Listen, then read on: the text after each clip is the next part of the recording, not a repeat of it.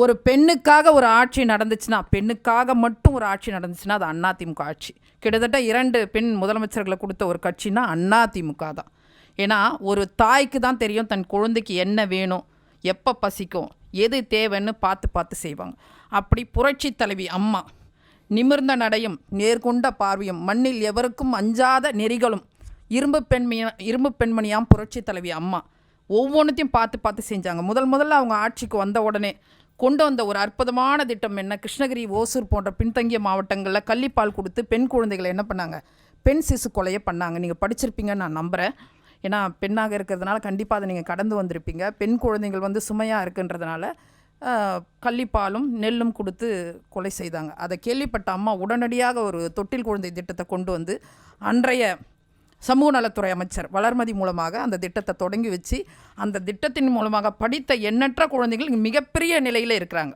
அந்த அளவுக்கு என்ன அம்மா பார்த்து பார்த்து செஞ்சாங்க. அது மட்டும் இல்லை, கருவிலிருந்து கல்லறை வரை எந்த முதலமைச்சர் இந்தியாவில் செஞ்சுருக்காங்க யோசிச்சு பாருங்கள். கருவிலிருந்து கல்லறை வரை கருவில் இருக்கும் குழந்தைக்கு ஊட்டச்சத்து கிடைக்கணும், சஞ்சீவி பெட்டகம், கர்ப்பிணி பெண்களுக்கான உதவித்தொகை 18,000 சாதாரண விஷயமா. இன்றைக்கி 1000 ரூபாவை பற்றி பேசுகிறாங்க, உரிமை தொகைன்னு.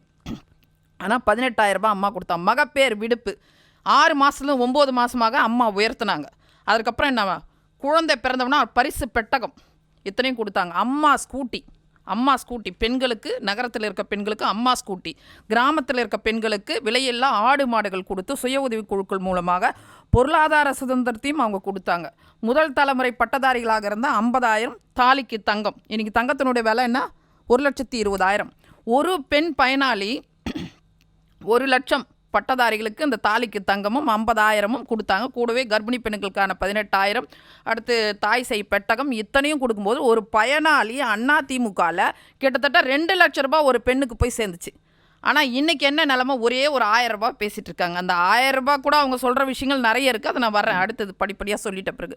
அந்த அளவுக்கு அம்மா வந்து ஒவ்வொரு விஷயங்களும். அடுத்து வேலை, வீட்டில் இருக்கிற குடும்ப பெண்களுக்கு வேலை சுமையை குறைக்கிறதுக்காக என்ன பண்ணாங்க, விலையெல்லாம் மிக்சி கிரைண்டரை கொடுத்தாங்க. அதாவது பொழுதுபோக்குக்காக வந்து டிவி தரல அம்மா, என்ன பண்ணாங்க, பெண்களுடைய சுமையை குறைக்கிறதுக்காக விலையெல்லாம் மிக்சி கிரைண்டர் கொடுத்தாங்க. ஸோ நீங்கள் பார்த்தீங்கன்னா கருவிலிருந்து கல்லறை வரை ஒரு பெண்ணுக்காக ஒவ்வொரு விஷயத்தையும் அம்மா பார்த்து பார்த்து செஞ்சாங்க. ஒரே காரணம், பெண்கள் நாட்டின் கண்கள். ஒரு பெண்ணு நல்லா இருந்தால் அந்த வீடு நல்லா இருக்கும், அந்த வீடு நல்லா இருந்தால் ஒட்டுமொத்த சமுதாயமும் நல்லா இருக்கும். இன்றைக்கி வந்து ஒரு பெண் இல்லாமல் ஒரு குடும்பத்தை நம்ம நினச்சி பார்க்க முடியுமா? நீங்கள் யோசிச்சு பாருங்கள். ஒரு தகப்பன் இல்லாத குடும்பத்துக்கும் ஒரு தாய் இல்லாத குடும்பத்தையும் யோசிச்சு பாருங்கள், அந்த குழந்தைகளோட நிலை என்னவாக இருக்கும். அப்படி ஒட்டுமொத்த தமிழ்நாட்டுக்கு ஒரு தாயாக இருந்து சட்ட ஒழுங்கு எடுத்துங்கம்மா. திட்டங்கள், சமூக நல திட்டங்கள் இருக்கும், தொலைநோக்கு திட்டங்கள் இருக்கும், குறுகிய கால திட்டங்கள் இருக்கட்டும், ஆனால் சட்ட ஒழுங்கு எடுத்துங்க. எவ்வளோ சிறப்பாக இருந்துச்சு. மிகப்பெரிய ஆப்ரேஷன்ஸ்லாம் எப்போ நடந்துச்சு, வீரப்பனாக இருக்கட்டும், அயோத்திக்கு வீரமணியாக இருக்கட்டும், இப்படி போன்ற விஷயங்கள். ஒரே ஒரு குழந்தைய ஒரு பாலியல் வன்கொடுமை செஞ்சாங்க, அன்னைக்கு இரவே என்ன ஆச்சு, எந்த அளவுக்கு சட்ட ஒழுங்கு சிறப்பாக இருந்துச்சு. நான் என்ன சொல்கிறேன், குற்றங்கள் 1, 2 இருப்பது வந்து சகஜம். ஆனால் இன்றைக்கி வந்து 10 மாதத்தில் 1340 வழக்குகள், பாலியல் வன்கொடுமை வழக்குகள், போக்சோ வழக்குகள் 50% அதிகமாக இருக்குது. அது சாதாரண விஷயமா? நீ வந்து யூபியை பாரு, நீ வந்து முன்னேறிய மாநிலன்னும் போது தமிழ்நாடு 2வது 3வதுன்றீங்க. அப்போ வன்கொடுமை நடக்குதுன்னா யூபியை பாரு, அதை பாருன்னா யூபியும் இல்லை பக்கத்தில் இருக்க வேறு ஏதோ ஒரு மாநிலங்களும் தமிழ்நாடும் ஒன்றா? தமிழ்நாடு எப்பவுமே சட்ட ஒழுங்கு சிறப்பான மாநிலம்ன்ற பெயர் பெற்ற மாநிலம். சட்ட ஒழுங்குல முதலிடம் வாங்கிட்டோம் எங்க அரசுல. ஆனா இன்னைக்கு என்ன பண்ணல, அவங்க ரெஜிஸ்டர் பண்றாங்க. அதான் இப்போ ஒரு புது காரணம். என்ன ஒரு காமெடி தெரியுமா சார், இப்போ தவறுகளே இருக்கக்கூடாது நம்ம பேசிட்டு இருக்க நேரம் நீங்க எப்படி ரிஜிஸ்டர் பண்றீங்க? ரிஜிஸ்டர் பண்ண முடியல. இன்னைக்கு குழந்தை திருமணம், நான் என்ன சொல்றேன், ஏதாவது ஒன்று தானே உண்மையா இருக்கணும். சமூக நலத்துறை அமைச்சர் என்ன சொல்றாங்க, குழந்தை திருமணம் அதிகரிச்சிருக்கு அப்படின்றாங்க. குழந்தை திருமணம் எப்போ அதிகரிக்கும்? இந்த சமூகத்தின் மீதும் இந்த அரசின் மீதும் காவல்துறை மீதும் நம்பிக்கை இல்லாத போது தான் நடக்கும். முகல்ஸ் பீரியட்ல நடந்துச்சு சார், முகல்ஸ் பீரியட்ல நடந்துச்சு. இப்போ நடக்குதுன்னா அதுக்கு என்ன காரணம்? அது உண்மையா இல்லை ரெஜிஸ்டர்ன்றது உண்மையா? எது உண்மை சார்? ஏதாவது ஒன்று தானே உண்மையாக இருக்கணும். இப்போ இன்றைக்கி தப்பு செஞ்சிட்டிங்கன்னா சரி, தப்பு நடந்து போச்சா சரி பண்ணிக்கிறோன்னு சொல்கிறதில்ல, ரிஜிஸ்டர் தான். உங்களை நம்பாமல் தான் இன்றைக்கி பெற்றோர்கள் வந்து சிறு வயது திருமணமே பண்ணிகிட்டு இருக்காங்க. ஏன்னா பள்ளிக்கூடம் போக முடியல சார். 2 வயசு குழந்தைக்கு பாதுகாப்பு இல்லையா சார்? 2 பிஞ்சு வயசு, இந்த உலகம் என்னன்னே தெரியாத ஒரு குழந்தைக்கு ஒரு திமுக இளைஞரன்னு என்ன பண்ணுறாரு, பாலியல் வன்கொடுமை செய்கிறாரு. நீங்கள் அதுக்கப்புறம் நீக்கிறீங்க, ஏதாவது கேட்டால் நாங்கள் நடவடிக்கை எடுத்துகிறோம். நீங்கள் தப்பே செய்யக்கூடாதுன்றதான ஒரு மாநிலத்தின் முதல் சவால் சார். அது தவறுகளே நடக்கக்கூடாதுன்னு தான் முதல் சவால். அது எவ்வளோ தவறுகளை கட்டுப்படுத்திருக்கோன்றது 2வது சவால். நீங்கள் கட்டுப்படுத்த முடியாத அளவுக்கு இன்றைக்கி இவங்க சொன்னாங்க இல்லையா, சட்டசபையில் பதிவு செய்யப்பட்டிருக்க பாலியல் வன்கொடுமை 54, காவல்துறை மானிய கோரிக்கையில் விவாதத்தில் 54 தான் வன்கொடுமைன்னு. இன்னைக்கு நீங்கள் அடல்ட் ரேப் எவ்வளோன்னு பாருங்கள். போக்சோ வழக்குகள் 6999 கீதா ஜீவனை ஏற்றுக்கிறாங்க. 104 கோடி நாங்கள் இழப்பீடு கொடுத்தோன்றாங்க. இது வெட்கக்கேடு அல்லவா? போக்சோ வழக்குகள் 6999 எத்தனை பர்சன்ட்? 50% தாண்டி போயிட்டு இருக்கு.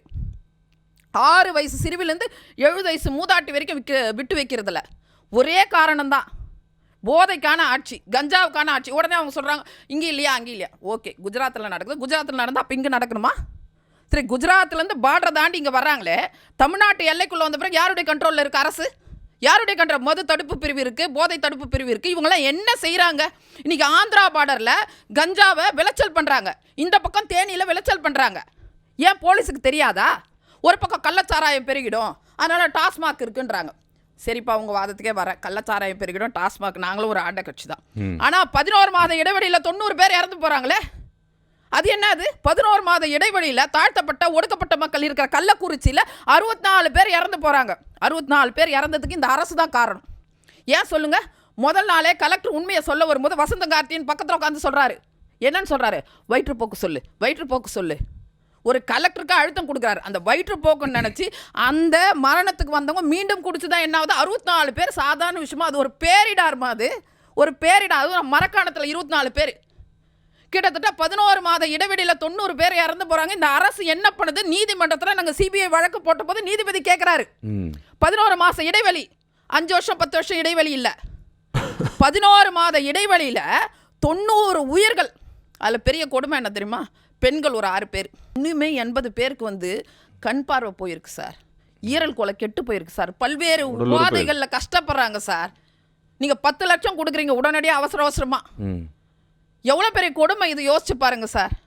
நினச்சி பாருங்கள். நீங்கள் நாங்கள் உடனடியாக அந்த படிப்பு செலவெல்லாம் ஏற்றுக்கிட்டோம். அதிமுக சார்பாக அங்கே இருக்கிற குழந்தைகள், பெற்றோர் இழந்த குழந்தைகள், மனைவி இழந்த கணவன், கணவனை இழந்த மனைவி, ஒட்டுமொத்த அந்த கள்ளக்குறிச்சி கருணாபுரத்தில் என்ன மிகப்பெரிய ஒரு பேரிடார்னு சொல்லலாம்.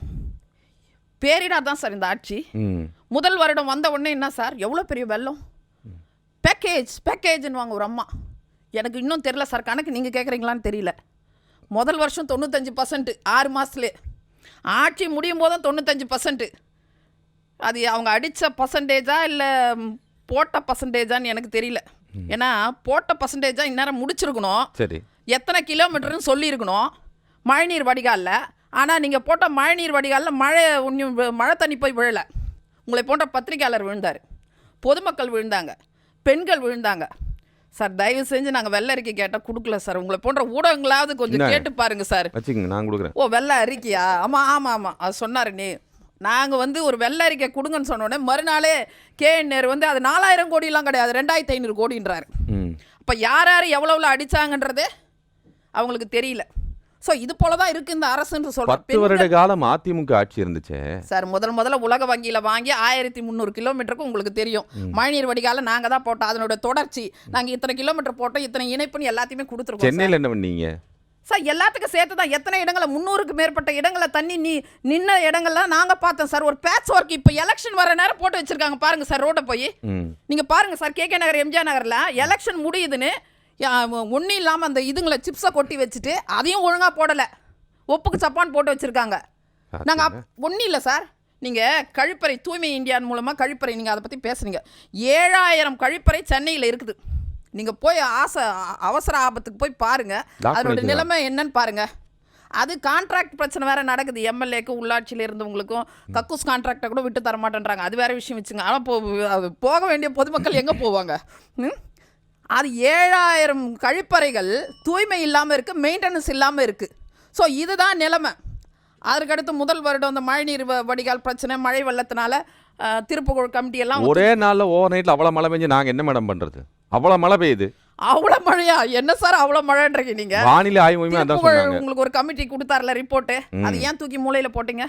ஏன் தூக்கி போட்டீங்க? 2.0 தானே செஞ்சிருவாங்க. ஒரு மந்திரி ஒரு கவுன்சிலர் வரல சார். எல்லாத்தையும் விட்டுடுங்க சார். மீனவ கிராமங்கள் சார், 20 கிராமங்கள் மூழ்கி போச்சு எண்ணெயினால. 1 லட்சம் 2 லட்சம் மறக்க முடியுமா? அந்த எண்ணெயை எடுக்க எத்தனை நாள் சார்? டெக்னாலஜி வளர்ந்த பிறகு கூட. அதற்கு அடுத்த வருடம் என்ன நடக்குது? அண்ணா யூனிவர்சிட்டி நடக்குது. சென்னையின் மத்தியில் இருக்க அண்ணா யூனிவர்சிட்டி ஏன் அந்த பொண்ணு சக மாணவனோடு பேசு? இதுதான் பெண் உரிமையா? இதுதான் பெண் உரிமையா? தன் சக மாணவனோடு 7 மணிக்கு சென்னையின் மத்தியில் இருக்க நகரத்தில் இருக்க ஒரு பல்கலைக்கழகத்தில் உட்கார்ந்து பேசும்போது பாலியல் வன்கொடுமை கிடைக்குது. யார் அந்த சார் என்ற போராட்டம் நடத்தி 24 மணி நேரத்தில் SIT அமைச்சு அதற்கு இழப்பீடு வாங்கி தந்தது அதிமுக. இல்லைன்னா அந்த ஞானசேகரனும் வந்திருக்க மாட்டாங்க. கேட்டால் அனுதா அப்படின்றாரு முதலமைச்சர். அதை பேசிட்டு இருக்கும்போதே விழுப்புரத்தில் ஒரு காவலர் 10ஆம் வகுப்பு மாணவியை இப்போ இவங்கெல்லாம் சொன்னாங்க நாங்கள் ஓதுவாரெல்லாம் கொண்டு வந்தோன்னு. நீங்கள் ஓதுவாரெல்லாம் கொண்டு வந்து ரொம்ப சந்தோஷம். ஆனால் கோயிலுக்கு வர தாயும் மகளையும் வேலியே பயிரமைந்த கதையாக திருவண்ணாமலை என்ன சார் நடந்துச்சு? பாதுகாப்பு கொடுக்க வேண்டிய போலீஸ் சார் இன்னைக்கு 18 வழக்குகள் சார், போக்சோ வழக்குகள் போலீஸ் மேலே, போலீஸ் காவலர்கள் மேலே. அப்போ எங்கே போவாங்க? நீங்கள் சொல்கிற ரெக்கார்டு ரெஜிஸ்டர் ஆகுது. அஜித்குமார் விஷயம் என்ன ஆச்சு? ஒரு அப்பாவி மாணவன் உங்களை போன்ற என்னை போன்ற சார் எங்கேயோ ஒரு மூலையில் வாழணும், தாயோடு வேலை செஞ்சு ஒரு 10,000 15,000 இவங்களை போல் வாழணும்னு நினச்சி எத்தனையோ கனவோடு வர்றான் அஜித்குமார். சிறப்பு காவல் படை வந்து அடித்து கொள்ளுது. இன்னைக்கு உறுதி செய்யப்பட்டிருக்கு சார். அந்த உயிருக்கு என்ன உத்தரவாதம் தர போறீங்க? 35 உயிர்கள் காவல் நிலையத்தில் மரணம் அடைஞ்சிருக்கு சார். Lockup death. நீட்டை பத்தி பேச, நீட்டை பத்தி ஒரு வார்த்தை கூட மேடம் பேசல. நடந்தது இன்னும் அதுதான் ஒரு சாத்தான் குளம் துயரம் தான் சார். அது துன்பியல் தான், துயரம் தான், தப்பு தான். அது நாங்க ஏத்துக்கல. ஒரு சாத்தான் குளத்தை பேசின நீங்க 35 வழக்குகள் சார். ஏன் முதல் வருடமே என்ன சொல்றாரு விக்னேஷ்? உடல்நல குறைவுன்னு சொன்னாரு முதலமைச்சர். அதுக்கப்புறம் என்ன பண்றாரு? கொலையின் வழக்கு பதிவு செய்றீங்க. அப்போ யாருக்கு பாதுகாப்பீங்க? இங்கே யாருக்குமே இல்லையே. ஒரு சின்ன உயிருக்கு கூட பாதுகாப்பு இல்லையா சார்? எந்த உயிருக்குமே பாதுகாப்பு இல்லை. காட்டில் இருக்க விலங்குகளும் பாதுகாப்பு இல்லை சார், குவாரிகளை போட்டு. அப்புறம் நாட்டில் இருக்க மக்களுக்கும் பாதுகாப்பு இல்லை சார். நாங்கள் எங்கே போவோம்? பெண்கள் பாதுகாப்பு, பெண்கள் பாதுகாப்புன்றீங்க. விழுப்புரத்தில் முடிஞ்சு கோயம்புத்தூரில் வந்து பாதுகாக்கப்பட்ட மண்டலத்தில் சக மாணவனோடு பேசும்போது ஏன் அந்த மாணவி போது நாங்கள் எல்லாருக்கும் பாதுகாப்பு கொடுக்க முடியுமான்றீங்க. இதுதான் உங்களுடைய பெண்ணுரிமையா? நீங்கள் திட்டங்களை சொல்லுங்கள், சட்டங்களை சொல்லுங்கள், ஆனால் அது எப்படி இம்ப்ளிமெண்ட் பண்ணுறீங்க களத்தில்ன்றது இருக்குது சார். அதை அனுபவிக்கிற பெண்களுக்கு தெரியும் சார். நாங்கள் வந்து ரயில் நிலையங்களை போனால் பிடிச்சி தள்ளுறீங்க, நடந்து போனால் செயினை பறிக்கிறீங்க. நாங்கள் எங்கன்னா வேலை செய்ய வடநாட்டு தொழிலாளர்கள் வந்தால் தரமணியில் என்ன நடந்துச்சு? அதுக்கப்புறம் நந்தனத்தில் திமுகவை சேர்ந்தவர் தான் என்ன பண்ணுறாங்க? ஒரு பெண்ணுக்கு தொடர்ந்து பாலியல் வன்கொடுமை. அது வந்து முறை இல்லாமல் பொதுப்பணித்துறை அனுமதி இல்லாமல் எப்படி கேன்டீன் நடக்குது நந்தனத்தில்? பொதுப்பணித்துறையோட அனுமதி இல்லாம நடக்குது. ஒரு பெண்ணுக்கு தொடர்ந்து பாலியல் வன்கொடுமை நடந்திருக்கு சார். திமுக ஆட்சியில மட்டும்தான் நடக்குதா? நீங்க அளவு சொல்லுங்க சார். நான் இல்லைன்னு சொல்லல. ஆனா நீங்க ஒண்ணு கொண்டு வந்து 100ஓட சேர்க்காதீங்க சார். நான் தான் சொன்ன 10 மாசத்துல 1400 வழக்குகள் பதிவு செய்யப்படுது சார். 50% போக்சோ வழக்குகள். இது NCRB ரிப்போர்ட் 23 வரைக்கும் கிடைச்ச ரிப்போர்ட்டை பாருங்க, ஸ்டேட்டோட ரிப்போர்ட்டை பாருங்க. அது மட்டுமா தீண்டாம நீங்க 1000 ரூபாய் கொடுக்குறீங்க. ஆனா உங்க மந்திரி என்ன சொல்ற? நான் கொடுக்குற 1000 ரூபாய் தான் நீ பலன்னு இருக்கன்றாரு. இதுதான் பெண்ணுரிமையா? நாங்கள் பஸ் இலவச பயணம் கொடுக்குறோன்றீங்க, ஒரு பக்கம் நீங்கள் ஓசின்றீங்க. அவர் ஒரு தடவை தான் சொன்னார். ஆமாம் சார், ஓயாம சொல்லிட்டு இருக்கீங்க. ஆமாம், தமிழ்நாட்டின் பிரதிநிதி ஒரு முறை சொன்னா 100 முறை சொன்ன மாதிரி பாஷா மாதிரி அவரே மன்னிப்பு கேட்டார். ரஜினி மாதிரி சொல்லிட்டமா அப்படின்ட்டார். இல்லைங்க, இருங்க சார். நான் சொன்னா நீங்க சொன்னா சாமானியர்கள் சார். ஒரு மந்திரி, தமிழ்நாட்டின் ஒட்டுமொத்த தமிழ்நாட்டின் பிரதிநிதி, அவர் ஒரு தடவை சொன்னா நான் ஒரு தடவை 1000 ரூபாய் அறிவிக்கிறேன்னா அது ஒரு தடவை தானே. அது எத்தனை கோடி மக்களுக்கு போய் சேருது? அப்போ ஓசி நீங்க கேவலப்படுத்துருவீங்க, எவனையாவது கொண்டுட்டு சாரின்டுவீங்க. முதலமைச்சர் சாரின்றாரு, ஒரு பக்கம் அப்பான்றாரு, ஒரு பக்கம் அண்ணான்றாரு. நீட்டை பற்றி ஒரு வார்த்தை கூட பத்மபிரியா மேடம் பேசலை. நீட்டுடைய ரகசியம் நீங்கள் சொல்லிகிட்டே இருந்தீங்க. நீட்டுடைய ரகசியம் என்ன ஆச்சு? நீங்களாவது கேளுங்களாம்மா நீட்டு ரகசியம். கிட்டத்தட்ட 16 மாணவிகள், 35 பேர் மரணம், 40 பேர் நெருங்கி இருக்கும். அதில் 15 மாணவிகள் நீட்டால் இறந்து போயிருக்காங்க சார். அந்த ஆத்மாக்களுக்கு என்ன பதில் சொல்ல போகிறீங்க? என்ன பதில் சொல்ல போகிறீங்க சொல்லுங்கள் சார். நீட்டுக்கு ரகசியம் இருந்துச்சுன்னு சொன்னீங்களே. ஆனால் எடப்பாடியார் ஒரு பக்கம் சட்ட போராட்டம் நடத்துகிறாரு. பெற்றோர்கள் கோரிக்கை வைக்கல, ஊடகங்கள் கோரிக்கை வைக்கல, எதிர்கட்சிகள் கோரிக்கை வைக்கல. 7.5% இந்தியாவில் யாரும் கொண்டு வர முடியாத ஒரு ஒப்பற்ற ஒரு விஷயத்தை கொண்டு வந்தார் சார். இன்னைக்கு 7 எளிய மாணவர்கள் மருத்துவ கனவை நனவாக்கியவர் யாருன்னா எடப்பாடியார். ஒரு சலவை தொழிலாளியும் ஒரு கூலி தொழிலாளி மகனோ படிக்கிறாங்கன்னா அதுக்கு காரணம் எடப்பாடியார்.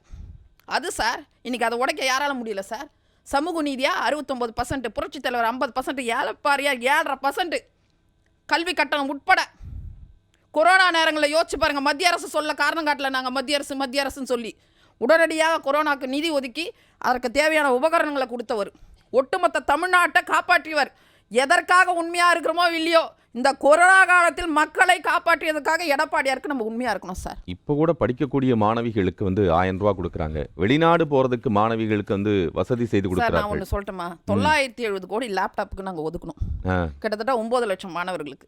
நீங்கள் புதுமை பெண்ணுன்னு ஒன்று சொல்கிறீங்க. நீங்கள் தாலிக்கு தங்க 1,20,000 நிறுத்திட்டீங்க. நீங்களே நிப்பாட்டிட்டீங்களே. 2018 அதாவது நீங்கள் அந்த கொரோனா காலகட்டங்கள் 52 லட்சம் பேருக்கு நாங்கள் கொடுத்தனோம். திரும்ப நாங்கள் ஆட்சிக்கு தொடர்ந்து இருந்தால் அதை நான் கண்டிப்பாக நிறுத்தலை.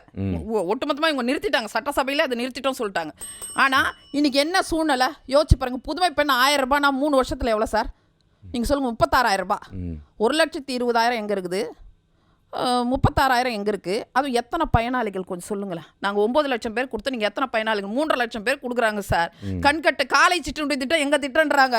எல்லாரும் ஏமாத்தலாம், ஊடகத்தை ஏமாற்ற முடியுமா? கிரீம்ஸ் ரோட்ல 5 கோடிக்கு எடப்பாடியார் அன்றைய கவர்னர் வச்சு திறந்து வச்சார் சார் காலை சிற்றுண்டி திட்டம். மறுக்க முடியுமா? இன்னைக்கும் நெட்டில் இருக்க போய் பாருங்க. அது எங்களுடைய திட்டம், எங்களுடைய திட்டம்ன்ற நல்ல திட்டங்களுக்கெல்லாம் நீங்கள் ஸ்டிக்கர் ஒட்டிக்கிறீங்க. அந்த சூழ்நிலையில் கூட 5 கோடி 2 கிச்சனுக்கு ஒதுக்கி செஞ்சார். எத்தனை விஷயங்கள். இன்னைக்கு விவசாயிகளை பற்றி யோசிச்சு பாருங்க. எத்தனை பெண் விவசாயிகள் இருப்பாங்க யோசிச்சு பாருங்க சார். 1 கிலோமீட்டருக்கு 2 கிலோமீட்டருக்கு நெல்மணிகள்லாம் முளைச்சி போயிருக்கு.